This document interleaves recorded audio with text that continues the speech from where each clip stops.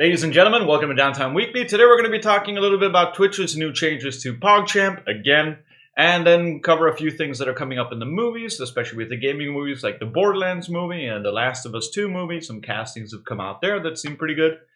And then otherwise, just going to go straight into it. Like, there's a lot to talk about, so let's go.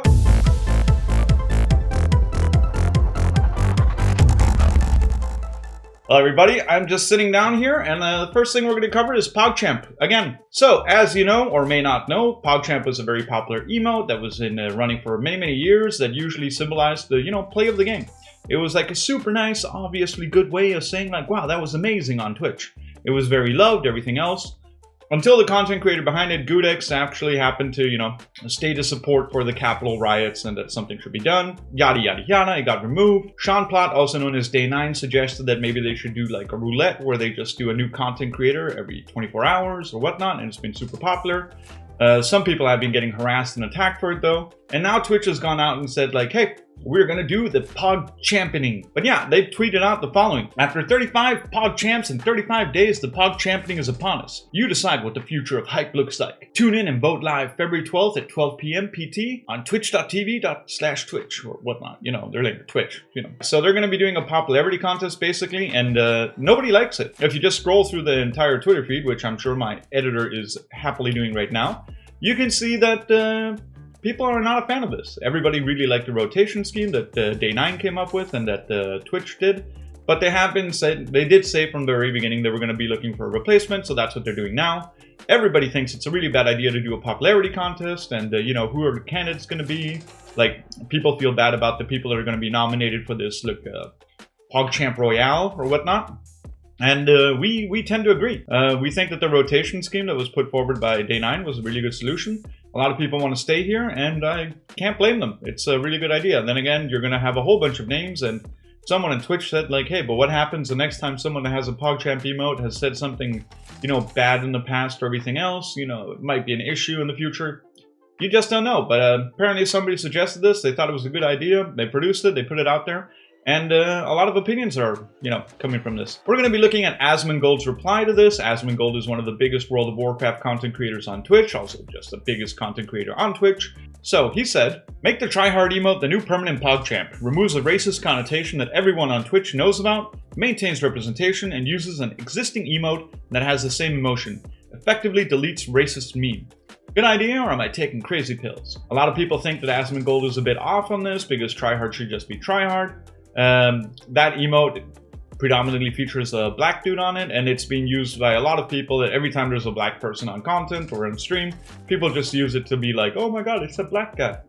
His suggestion sounds very good to us, but at the same time, with the PogChampening happening, I think Twitch is also very known for just going through with things, but they have also reacted to people in the past and said, hey, we're listening, we know what you guys are thinking, and we're gonna look into not doing that. Let's see what happens in the future. Twitch. Everyone seems to think that this is a bad idea with the PogChampening, and we're just going to follow it from now on. Moving on. Going into gaming news, or like video gaming news, we're going to be talking about Pedro Pascal, the very popular actor from the series The Mandalorian, has now been cast as Joel in the Last of Us movie, which is coming up. Joining Bella Thorne, I believe her name is? Bella Ramsey. So, Bella Ramsey and Pedro Pascal will now be playing the main protagonists of the Last of Us 2 movie coming out. That's going to be super good because they are good actors, and we're hoping for the best. But like any other video gaming movie, like we talked about this before, that Sonic is not a viable movie, but people liked it, so it's good. It's good. We're going to be looking into this movie, and then also the Borderlands movie has an update where they have, recently gotten Jamie Lee Curtis on board, who is like a well-known, predominantly A-list, triple, quadruple A-list Hollywood actress. So it's looking good for video game movies in the future, and hopefully they get these adaptations right and, don't disappoint millions of fans who already know how to be keyboard warriors on the internet, which would probably prove to be some pretty funny tweets in the future. So yeah, good luck to these guys, and just gonna keep moving through the news.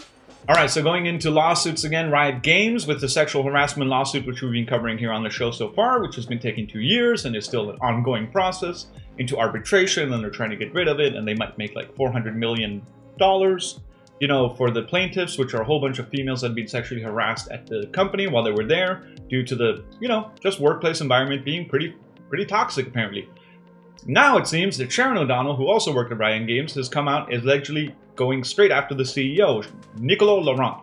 Nicolas Laurent had made some pretty racy commentary towards Sharon O'Donnell.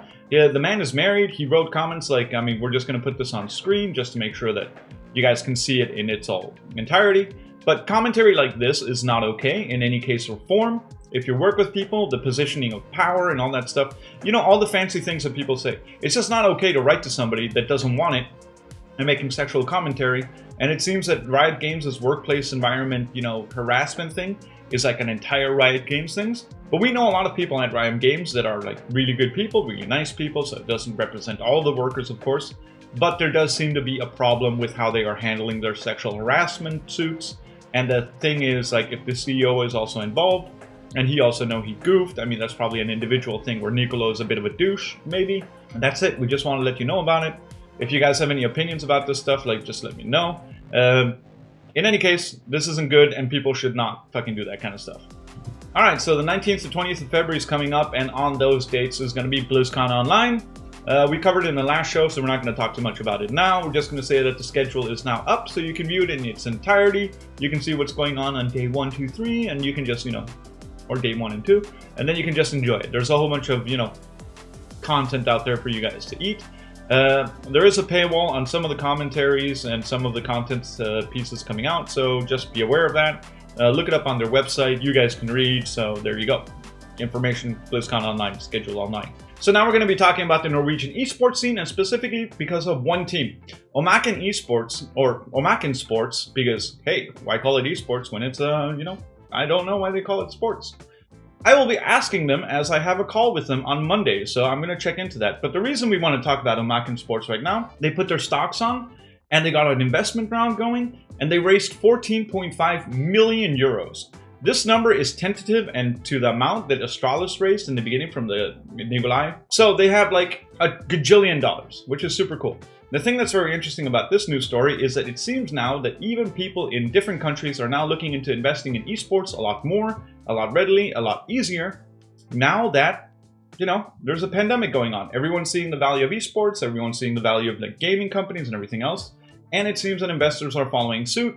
And congratulations to you guys for raising 150 million Norwegian krona. With that being said, we're going to be following out what they're going to be doing in the future, and we are going to be having actually a little bit of a talk with them on Monday, and to see maybe what some of their plans are, what we can reveal, what we can't reveal, and we will be bringing that up on the next episode of Downtime Weekly, just to see, you know, we know a lot of people internally, so why not, you know, talk to people, see what they're up to, you know, give them a call. Alright, so this is just a completely different piece of news that we just wanted to add in and cover because we think it's super interesting and funny, but it does seem that people on Wall Street are now looking for people to hire, and they've actually added a special field where they're saying that now they want people with at least 1 year's experience on Wall Street bets on Reddit, and they have to have at least 1,000 karma, proving that they have some relevancy on Reddit, which is a super interesting metric to look for.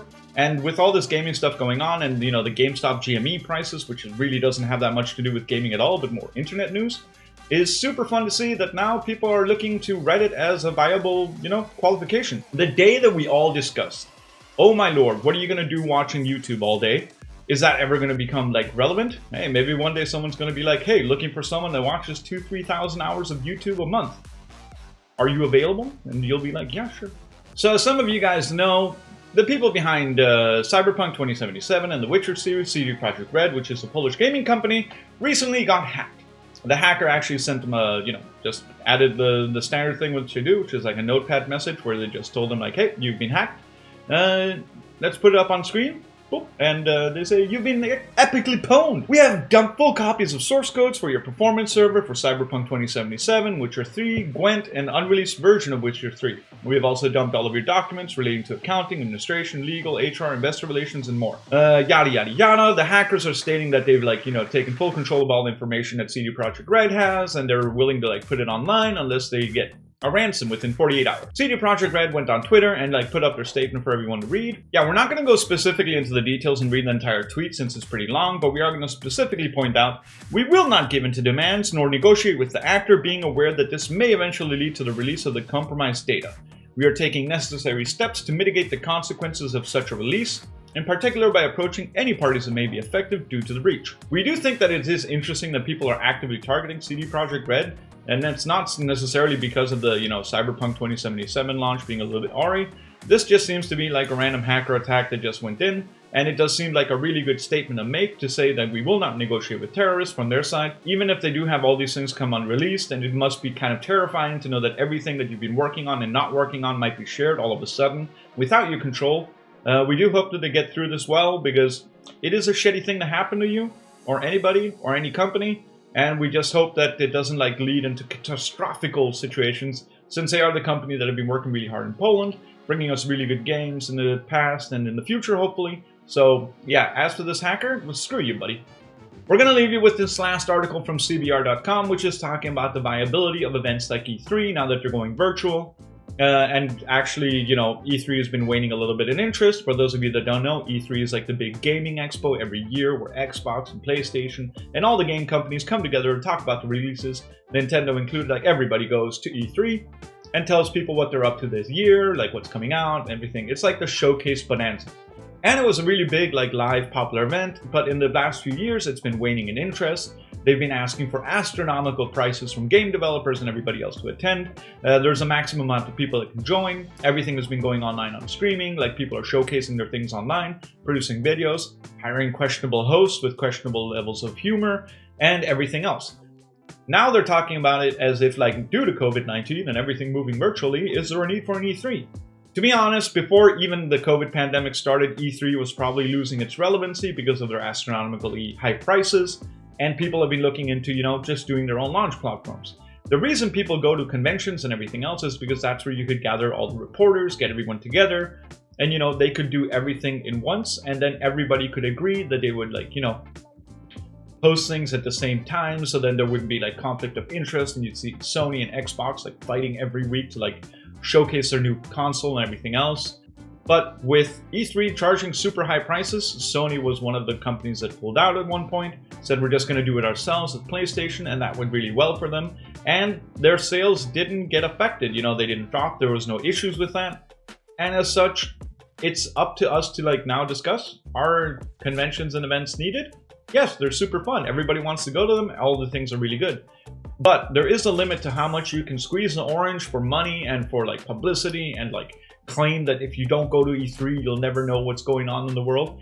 We live in a fully digital world. We didn't need the pandemic to tell us this. And I think at least food for thought. This article is really good reading because it gives you some kind of interesting points as to what the future of gaming launches should be. And I think it should be more independent. It should be on more platforms. People should do stuff like Game Reactor did the Nordic Game Awards. I mean, there are so many other options. There are also the Game Awards, which have taken kind of that role from E3 and made it a really nice online show.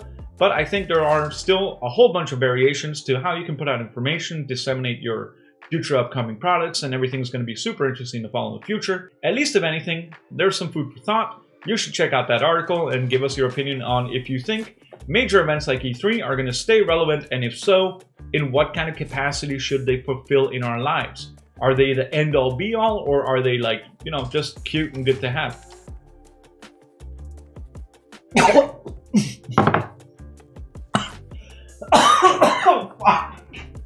You put that in the video, Alex, you're fucking dead. Thank you, Alex. You do good work. Sometimes. I placed the mic in front of me, Alex, like you asked me to, because I forgot that in the last video.